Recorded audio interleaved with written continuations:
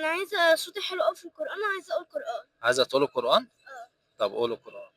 بسم الله الرحمن الرحيم.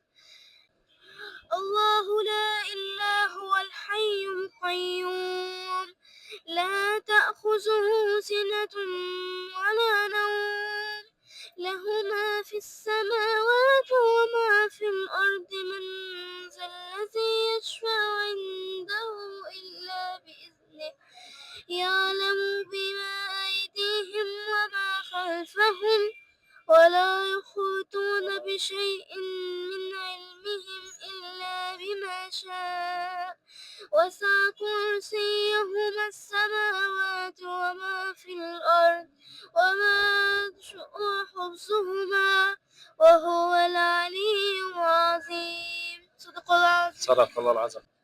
اسمك ايه؟ اسمي منى. منى؟ اه. شاطرة يا منى. هسألك سؤال، لو جبت على السؤال هديلك 50 جنيه. تمام؟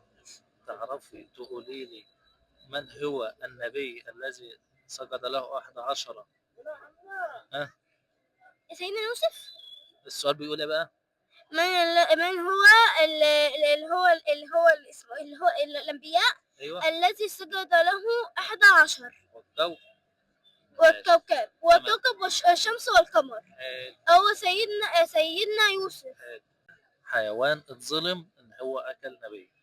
أكل النبي. اه. إيه الذئب. اه. الذئب. الذئب هو اللي أكل سيدنا هو اخواته. راحوا قالوا ابوه ان هو ايه ان هو هدومه متقطعه وبيقولوا ان هو اكلوا الذئب، لكن هو في الحقيقه رموه في البتاع اللي بيجيبوا منه الميه ده.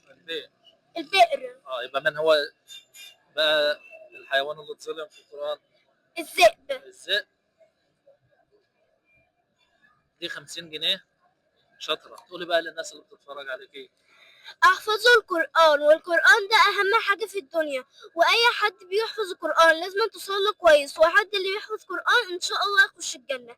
شاطرة يا منى، وتستحقي الدعم وتستحقي كلمة حلوة من الناس دي. أنا هستنى الكل يشجع منى وأقول لها كلمة حلوة.